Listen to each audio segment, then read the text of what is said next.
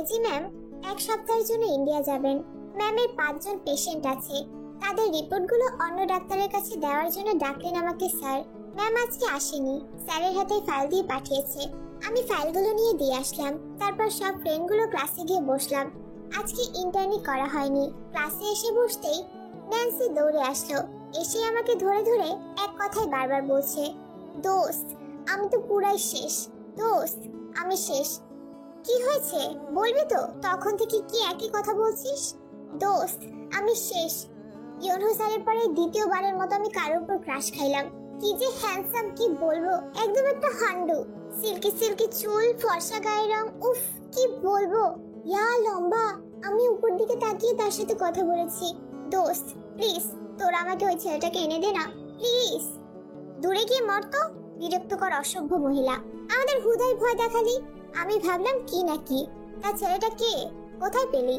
মেডিকেলের নতুন professor doctor জিয়ন Jungkook. বুঝলি তে, ও ক্রাশ খাওয়ার মানুষ পায় না, সব ম্যারিড পার্সনদের উপর গিয়ে ক্রাশ খায়। কেন রে বোন, আমাদের মতো ব্যাচেলাররা কি অপরাধ করছে বলতো? উনিও ম্যারিড, দূর ছাই, সব সুন্দর হ্যান্ডসাম পোলাগুলাই বিয়ে করে ফেলছে। আমার কপালে কি জুটবে আল্লাহ মালুম, সব সুন্দর ছেলেগুলোকে মেয়েরা বিয়ে করে নিছে। এখন তো মনে হয় আলু পটল ছাড়ার কিছু অবশিষ্ট নাই আমার জন্য। থাক বোন, কান্না করিস না, তোর জন্য আমাদের সকলের ফেভারিট হিরো আলম আছে না, ওর সাথে তোকে বিয়ে দিয়ে দিব। তাও প্লিজ কানের সামনে প্যান প্যান করিস না, তোরা আমি কাঁচা চাবায় খাবো, সুবিনের বাচ্চা। দূর থাম তো তোরা, এত পেঁচাল কিভাবে পারিস তোরা দুজন মিলে, বুঝি না আমি। হ্যাঁ পড়েন বিদ্যা নদী আফা, আমরা বরং যাই লক্ষ্মীবাজার থেকে ঘুরে আসি। সুবিন একটু পরে যা, তোর সাথে কথা আছে। আচ্ছা তোরা যা, আমি আসছি। সবাই যেতে সুবিনকে এতগুলো থ্যাঙ্কস দিলাম আমার কথা রাখার জন্য। আসলে প্রথম দিন হাসপাতালে জাংকুকে আমার সাথে দেখে সন্দেহ করে জিজ্ঞেস করেছিল, তাই ওকে সবটাই বলতে হয়েছে। কিন্তু ও কথা দিয়েছিল কাউকে এই ব্যাপারে বলবে না, আমি না বলা পর্যন্ত। আমার কথা রাখতে ওর ফুফাতো বোন ন্যান্সিকেও ও সত্যটা বলেনি, তাই ওকে এতগুলো থ্যাঙ্কস দেওয়া। আমাদের ফ্রেন্ডস গুলো খুবই মিশুক আর উপকারী পরায়ণ। ভবিষ্যতে ডাক্তার হিসেবে সবাই পারফেক্ট, কারণ পরোপকারী মনোভাব না থাকলে ডাক্তার হওয়া পসিবল না। আমি আবার সবার থেকে পড়ার ব্যাপারে খুঁতখুঁতে, তাই আমার নাম দিয়েছে বিদ্যা নদী। কারণ সাগর তো ছেলেদের নাম, এতে আমার কি, আমি সর্বদা টপ থাকতে চাই। গত 2 বছরে আমি টপ করেছি, আশা করি আল্লাহর রহমতে পরের সবগুলো পরীক্ষাতেও টপ আমিই করব। কিন্তু জীবনের পরীক্ষার মধ্যেই ঝুলে ছাপতে আছি কোনো রকম। সুবেন চলে যেতেই পড়তে লাগলাম। কিছুক্ষণ পর লাঞ্চ করার জন্য বেরিয়ে আসলাম। শরীরটা একটু খারাপ লাগছে, তাই ওদের ফোন করে জানালাম আমি হোস্টেলে ব্যাক করব, ওরা যেন না খুঁজে আমাকে। মেডিকেলের গেটে আসতেই দেখি জাংকুক রিক্সার জন্য দাঁড়িয়ে আছে। খুব টায়ার্ড দেখাচ্ছে, রাতে ঘুমায়নি নাকি কেমন জানি দেখাচ্ছে। শরীর খারাপ হলো নাকি ছেলেটার? হঠাৎই হাতের দিকে খেয়াল করলাম, সাথে সাথেই মেজাজটা প্রচুর পরিমাণে গরম হয়ে গেল। ও সিগারেট ফুঁকছে, আমার দিকে এখনো খেয়াল করেনি। ওর থেকে পেছনে দাঁড়ানো, তাই হয়তো দেখতে পাইনি। আমি সাথে সাথে ওর সামনে গিয়ে দাঁড়ালাম। ও দেখেও না দেখার ভান করে অন্যদিকে তাকিয়ে রিক্সার অপেক্ষা করতে লাগলো। দুপুর টাইমে খালি রিক্সা পাওয়া অনেক বেশি কষ্টের। সিগারেট ধরেছো দেখছি। সরি, আমাকে বলছেন? না, আমার অসভ্য ইতর মার্কা বরকে উদ্দেশ্য করে বলছি। প্লিজ আপনি তাকে বলে দেবেন। ও আচ্ছা। তারপর আর কোনো কথা না বলে আমি রিক্সাতে উঠে চলে আসলাম। এই খুব ক্রোধ দিয়ে আমার দিকে তাকিয়ে আছে। এখন দেখো কেমন লাগে। খুব বেশি ভাব নিয়েছিলে না, এখন আমার ইগনোর গুলো তোমাকেই সহ্য করতে হবে। আমি আর কি করব? জাংকুকের ভাব দেখে পরাণ জ্বলে যায় অবস্থা। জাংকুকে যাওয়ার দিকে তাকিয়ে মুখ ভেঙচি দিয়ে হোস্টেলের পথে পা বাড়ালাম। হোস্টেলে এসে ফ্রেশ হয়ে নিলাম, তারপর দুপুরে খাবার খেয়ে একটু রেস্ট নিলাম। এমন ঘুম দিলাম, উঠে দেখি সন্ধ্যা 7টা বাজে। মোবাইল হাতে নিতেই মাথায় আকাশ ভেঙে পড়ার মতো অবস্থা। বাড়ির মেয়েদের নাম্বার থেকে 56টা মিসড কল এসেছে। আমি হতভম্ব হয়ে কিছুক্ষণ বসে রইলাম, তারপর তাড়াতাড়ি করে কল ব্যাক করলাম। হ্যালো, কি রে এতগুলো কল দিলি? তোর সাহেব ঠিক আছে তো? ওর কিছু হয়নি তো? আফা, আপনি জলদি বাসায় আসেন, অনেক বড় সর্বনাশ হইয়া গেছে। স্যারের অবস্থা ভালো না, মারামারি কইরা আইছে। গালে আর হাতে পায়ে মায়ের দাগ, ঠোঁটে রক্তও দেখছি আফা। আয়শা রুমে চলে গেছে। আর কিছুক্ষণ পর হার চাচা আইছে, উনিও রাগ নিয়ে বসে আছে। আমি আর চাচারে পানি দিছিলাম, হ্যাঁ পানির গ্লাস ফিক্কা মারছে। আফা জলদি আসেন, সে বিকাল থেকে আপনারে কল করতেছি। আচ্ছা আচ্ছা, আমি আধ ঘন্টার মধ্যেই আসছি। তুই দেখ জাঙ্কুক যেন ঘর থেকে এখন না বের হয়। বের হলে কেলেঙ্কারি কাণ্ড বেঁধে যাবে কিন্তু। আচ্ছা আফা, আমি বাইরেতে আটকায় থুইতাছি। মেয়েদের সাথে কথা বলে আমি সুগাকে কল করলাম। হ্যালো সুগা, দোস্ত তোর ভাই কোথায় রে? ডিউটিতে আছে। হঠাৎ ভাইয়ের খবর নিচ্ছিস? কিছু প্রয়োজন? আমি একটা জিডি করতে চাই রাইট নাও। তুই একটু তোর ভাইয়ের অফিসে যাবি প্লিজ, তোকে দিয়ে জিডি করবো আমি সব ফোনেই বলে দেব। তুই অফিসে গিয়ে কলটা তোর ভাইকে ধরিয়ে দিবি। হঠাৎ কি হলো এমন? খুব বেশি জরুরি। প্লিজ দোস্ত, যাবি প্লিজ? আমার একটু অন্য কাজে যেতে হবে। প্লিজ না করিস না। ওকে ওকে, রিল্যাক্স। আমি পুলিশ স্টেশনে গিয়ে কল করছি। ওকে। সুগা আমার ফ্রেন্ড, ওর বড় ভাই পুলিশ ডিপার্টমেন্টে আছে। জাঙ্কুকের উপর ওরা এত তাড়াতাড়ি অ্যাটাক করবে বুঝতে পারিনি। আমি তো ভাবলাম আমার উপর আগে অ্যাটাক করবে, তাই তো জাঙ্কুকের বাড়ি ছেড়ে হোস্টেলে উঠলাম। না হলে আমার বরটাকে রেখে আমি আলাদা থাকতে পারি? যাই হোক, এখন জলদি বাড়ি যেতে হবে। গিয়ে দেখি আমার পাগলাটার কি অবস্থা। হায়ুনজিনের বাচ্চা, তোরে পাইলে আমি কুচি কুচি করব। আমার জীবনটা তেজপাতা করে দিবি। আচ্ছা, ওর চাচা আজকেই কেন আসলো? আবার ওর চাচার বিরুদ্ধে কেস করেনি তো? সর্বনাশ হয়ে যাবে যে। এই বেটা জাঙ্কুক না বুঝে উল্টাপাল্টা কিছু করে না বসে। যাই, আগে গিয়ে দেখে অবস্থা। তাড়াতাড়ি রেডি হয়ে নিচে আসলাম। তারপর রিক্সা নিয়ে রওনা হলাম বাড়ির দিকে। বাড়িতে প্রবেশ করতেই চাচার সাথে দেখা। দূর ছাই, এখন আবার এর সামনে কেন যে বললাম? এই মেয়ে শোনো, তোমাকে কোথায় যেন দেখেছি, খুব চেনা চেনা লাগছে। কোথায় দেখেছি বলো তো? আমাকে কোথায় দেখবেন? আমি তো ডাক্তার মাত্র আসলাম জাঙ্কুকের চিকিৎসার জন্য। কেন, তার আবার কি হলো? এই যে আমি 2 ঘন্টা যাবত বসে আছি, সে তো রুম থেকে বেরই হচ্ছে না। কত বড় সাহস আমার নামে জিডি করে! আমি নাকি ওরে খুন করতে চাইছি। আমার একমাত্র পোলাটা মইরা গেছে। এই জাঙ্কুকরে ছাড়া বংশে আর আছে কে আমার? আমি কেন ওরে মারতে যাবো? পাগল হয়ে 2 বছর পইরা ছিল, এখন ভালো হইতে না হইতে আমার পিছনে বাঁশ নিয়ে ঘুরতাছে। কেন রে, আমি তোর কোন পাকা ধানে মই দিছি? দূর ছাই, এই লোক দেখি রাজনীতি করতে করতে বাচাল হয়ে গেছে, থামার কোনো নামই নিচ্ছে না। চাচা শুনুন, জাঙ্কুকের কথা ভুল হচ্ছে। আমি গিয়ে কথা বলছি, আপনি রাগ করবেন না। তুমি ডাক্তার মানুষ, তুমি ওর লগে কি কথা কইবা? আসলে আমি ওর বউ। এখন চুপচাপ এখানে বসুন, আমি আপনার কি বলে ভাইস্তা, হ্যাঁ ভাইস্তাকে দেখে আসি। এই কে আছিস? চাচাকে চা শরবত দে তো, নাস্তা দে। আমার চাচা শ্বশুর এতক্ষণ না খেয়ে বসে আছে, এতক্ষণ কিছু দিসনি কেন? চাচা তো খাই। আচ্ছা বাদ দে, এখন চাচাকে খাবার দে, উনি খাবেন। আমি তোর ছোট সাহেবকে দেখে আসছি। এটা জাঙ্কুকের বউ? এত সুন্দর মাইয়াডারে আব্বা পাগলটার সাথে বিয়ে করায় আসছিল। এখন তো ছোট সাহেব পাগল না, এখন তো সুস্থ আছে, ডাক্তারেও শুরু করছে। আর ছোট সাহেবের লগে আফারে ভালোই মানায়। তোকে কথা বলতে বলেছি, যা আমার জন্য চা নিয়ে আয়। আচ্ছা যাইতাছি। বাইরে থেকে গেট খুলেও দেখলাম ভেতর থেকেও জাঙ্কুক গেট বন্ধ করে রেখেছে। কয়েকবার নক করলাম কিন্তু ভেতর থেকে কোনো শব্দ পেলাম না। তারপর আমি আবার নিচে এসে রুমের আরেকটা চাবি নিয়ে গিয়ে গেট খুললাম।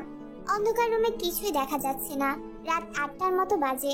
রুমের লাইট বন্ধ বলে রুমটা পুরো অন্ধকার। সিগারেটের গন্ধে রুমটা গুমট বেঁধে আছে। বারান্দার দরজা আর জানালাটাও বন্ধ, তাই রুমটাও গরম হয়ে আছে। ছোট্ট আগুনের শিখা দেখা যাচ্ছে। আমি রুমে ঢুকে লাইট ধরিয়ে দিলাম। হঠাৎ লাইটের আলোতে চোখ ধাঁধিয়ে গেল। কিছুক্ষণ চোখ বন্ধ করেই চোখ খুলে দেখি তে রুমের গেট বন্ধ করে বারান্দার গেটের দিকে অগ্রসর হচ্ছে। বারান্দার গেট খুলে জানলা দুটো খুলে দিয়ে তারপর এসি বন্ধ করে ফ্যান চালিয়ে দিল। এতক্ষণে আমি উঠে বসলাম। হঠাৎ ওর আগমনের কারণ আমার কাছে স্পষ্ট। নিশ্চিত মেয়েডোকে কল করে আসতে বলেছে। শুধু শুধু আমার শত্রুদের ঝামেলা ওর উপর দিতে যাচ্ছি না, তাই ওর হোস্টেলে থাকাই শ্রেয়। তোমার সাহস তো কম না। এই তুমি কে? কেন এসেছো আমার বাড়িতে? পারমিশন ছাড়া আমার রুমে ঢুকলা কিভাবে? আমার সাহসের দেখেছো আর কতটুকু? এখন দেখবে সাহস কত প্রকার আর কি কি। ওর সামনে গিয়ে হঠাৎই ওর হাতে থাকা সিগারেটটা নিয়ে সাইডের বাটিতে ফেলে নিভিয়ে দিলাম। ও রেগে চিৎকার করে উঠলো। আমি ডোন্ট কেয়ার ভাব নিয়ে আলমারির দিকে অগ্রসর হলাম। ওর ঠোঁটের রক্ত শুকিয়ে আছে। ও ডাক্তার মানুষ, নিজের এমন অযত্ন করলে চলবে? শার্টের মধ্যে মাটিও লেগে আছে, তাই আলমারি থেকে গেঞ্জি, ট্রাউজার আর ওষুধের বক্স নামাতে গেলাম। হঠাৎই জাঙ্কুক এসে আমাকে আলমারির সাথে 2 হাত চেপে ধরলো। ব্যথা দেওয়ার চেষ্টা করছে যাতে আমি রাগ করে চলে যাই, আর সব বিপদগুলো যেন ওর একার ঘাড়ের উপরেই পড়ে থাকে। পুরনো পদ্ধতি অবলম্বন করে আর কোনো লাভ নেই, আমি যাব না। আর বাই দ্য ওয়ে, যারা তোমাকে বারবার মারতে চাইছে তারা তোমার চাচার লোক না, সে এসবের কিছুই জানে না। এই কথা বলতেই ওর হাত হালকা হয়ে আসলো। আমার দিকে কেমন প্রশ্নবদ্ধ চোখে তাকিয়ে আছে। আমি হাত ছাড়িয়ে আস্তে করে ওর গালে হাত রাখলাম। হঠাৎই ও চোখ বন্ধ করে নিল। আমার সকল বিপদ তোমার উপর এসে পড়েছে। আমারই ভুল হয়েছে, তোমাকে সাবধান না করে সরে গিয়েছিলাম এই ভেবে তোমার থেকে দূরে থাকলে যেন আমার বিপদগুলো তোমার উপর না আসে। আমি ভুল ছিলাম, আমার উচিত হয়নি, আর সেজন্য অ্যাটাক ওরা তোমার উপর করেছে। দেখো এখন আমি এসে গেছি, ওকে আবারও পুলিশে দেব। ও কি বলছে সব মাথার উপর দিয়ে গেল। ওর শত্রু আসে কোথা থেকে, আর আমাকেই বা মারতে চাইবে কিভাবে? বুঝিয়ে বলো, কি বলছো তুমি? কিছুই বুঝতে পারছি না। ও বলবো তো, আগে ফ্রেশ হবা, দেন আমি তোমার ট্রিটমেন্ট করতে করতে বলবো সব। এখন যাও ফ্রেশ হয়ে আসো। তারপর আমি ফ্রেশ হয়ে আসলাম। এসে দেখি তে বসে ফোনে কথা বলছে, জিডি করার কথা বলছে। প্রথমে বুঝলাম না কি বলছে, তাই ওর সামনে গিয়ে বসলাম। আচ্ছা সুগা, আমি ভাইয়াকে যা বলা সব বলে দিয়েছি, তুই একটু জলদি সবকিছুর ব্যবস্থা কর তো। এখন রাখি, হ্যাঁ, পরে কথা বলছি, বাই। কথা শেষ করে জাঙ্কুকের দিকে তাকালাম। চুল গড়িয়ে মুখে পানি পড়ছে, না মুছে আমার পাশে বসে আছে। আমি দাঁড়িয়ে ওর সামনে গিয়ে চুল মুছতে লাগলাম, তারপর ওষুধ নিয়ে লাগাতে লাগলাম। ও এতক্ষণ চুপ করেই ছিল। তে বললে না তো তোমার শত্রু কার পেছনে পড়েছে? হুম বলছি, তার আগে বলো তো দুপুরে খেয়েছো কিনা? এখন প্লিজ বলো, খাবারের কথা না বললেই নয়। তোমার খেতে হবে, সাথে আমিও খাবো। ওয়েট, জোরে চেঁচিয়ে বললাম মেয়েটকে, 2 কাপ চা দিয়ে যা তো। আচ্ছা আফা, আইতাছি। আমি গিয়ে ওর পাশে বসলাম। ওর মুখে বিরক্তের ছাপ নিয়ে বসে আছে। মেয়েট কিছুক্ষণ পর চা দিয়ে গেল। ও না চাইতেও চাটা খেলো। আমি চা বিস্কুট খেয়ে নিলাম।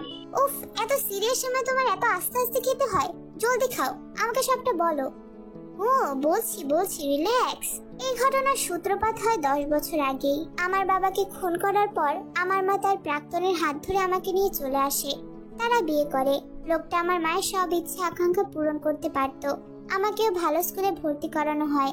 সব ঠিকই ছিল, কিন্তু আমি বড় হতে শুরু করি, আর এইদিকে দুইজনের নজর আমার উপর পড়ে। একজন তোমার চাচাতো ভাই, সে আমার সৎ বাবার রাজনৈতিক পার্টনার ছিল, আর অন্যজন সৎ বাবার ভাইপো। ওর বয়স তখন 20-এ পড়েছে। এর মধ্যে দুটো রেপ কেসে ঝুলছিল, নেশার জগতের সাথে পুরোপুরি আসক্ত হচ্ছিল। আমার তখন মাত্র 15 বছর। তোমার ভাই বেগম 4টা বিয়ে করার পরও আমাকে বিয়ে করতে চায়। আমার সৎ বাবা রাজি হয়ে যায়। মা বাধা দিতে গেলে উনি রাগের বশে আমার সামনেই আমার মাকে গলা টিপে হত্যা করেন। আর দ্বিতীয় বাধা দেয় ওনারই ভাইপো হায়নজিন। কিন্তু উনি হায়নজিনকে কয়েকটা থাপ্পড় মেরে বলেন ওর জন্য রাজনৈতিক সম্পর্ক নষ্ট করতে চান না উনি, আর তাই আমাকে জোর করে কাজী অফিসে নিয়ে যাচ্ছিলেন। কিন্তু হায়নজিন ওর বন্ধুদের নিয়ে আমার চোখের সামনে দুজনকে মেরে ফেলে। তারপর আমাকে নিয়ে যায় বিয়ে করবে বলে। কিন্তু তুমি তোমার ভাইয়ের মৃত্যুর খবর পেয়ে পুলিশ নিয়ে ওদের খুঁজে বের করো, আর ওদের ধরিয়ে দাও, আর আমাকে উদ্ধার করে ঢাকা পাঠাতে সাহায্য করো। তুমি তখন ডাক্তারি পড়ে মাত্র এসেছিলে বাংলাদেশে, আমেরিকা থেকে। যাই হোক, তারপর তোমার হাসপাতালে জয়েন আর আয়ু আপুর সাথে প্রেম কিভাবে হলো এটা জানি না, তবে তোমাদের বিয়ের 2 দিন আগেই হায়নজিনকে ওর বাবা জামিন করিয়ে আনেন। বিয়ের দিন অ্যাক্সিডেন্টটাও হায়নজিনই করিয়েছিল, তবে তুমি বেঁচে আছো এটাও জানতো না, কারণ দাদা সব বেঁচেই ঢাকা চলে আসেন, আর তোমাকে ঘরেই রাখা হয়। হায়নজিন আমার কথা ভুলেই গেছিল রাজনৈতিক কাজের প্রেসারে। আমাদের বিয়ের পর একদিন তোমাকে নিয়ে হাসপাতালে গিয়েছিলাম, দাদা তখন চট্টগ্রামে। ওদিন কিভাবে যেন ওর চেনা কেউ আমাদের দেখে ফেলে। ও খবর পেতে আবারও আমাদের অ্যাক্সিডেন্ট করায়। ও আমাকে নিয়ে যেতে এসেছিল, কিন্তু অ্যাক্সিডেন্টের পর অনেক লোক জড়ো হয়ে যাওয়ার কারণে ও পারেনি। তারপর থেকে আমাদের পিছনে একজনকে লাগানো হয়েছে সব খবর রাখার জন্য। আমরা চট্টগ্রাম যাওয়ার পর আমি রাগ করে চলে এসে যখন হোটেলে খেতে বসি, একজন এসে আমাকে সাবধান করে যাতে পালিয়ে যাই। তখন আমি হিজাব পরে বাইরে আসতে দেখি একজন আমাকে ফলো করছে, তাই দৌড়ে তোমার কাছে এসেছিলাম। তারপর ঢাকায় আসার পরে ওই লোককে কয়েকবার দেখেছি। কালকে রাতে অপারেশনের পর ওই লোককে ধরেছিলাম। আমার ফ্রেন্ড সুবিনকে নিয়ে ওকে জিজ্ঞেস করেছিলাম, মেরে হাসপাতালে ভর্তি করেছিলাম। আমি সকাল হতে হোস্টেলে যাই, কিন্তু পরে গিয়ে জানতে পারি ও পালিয়েছে। আর আজকেই দেখো তোমার উপর হামলা করেছে, তাই জিডি করলাম। কিন্তু তুমি চাচার নামে কেন কেস করলে?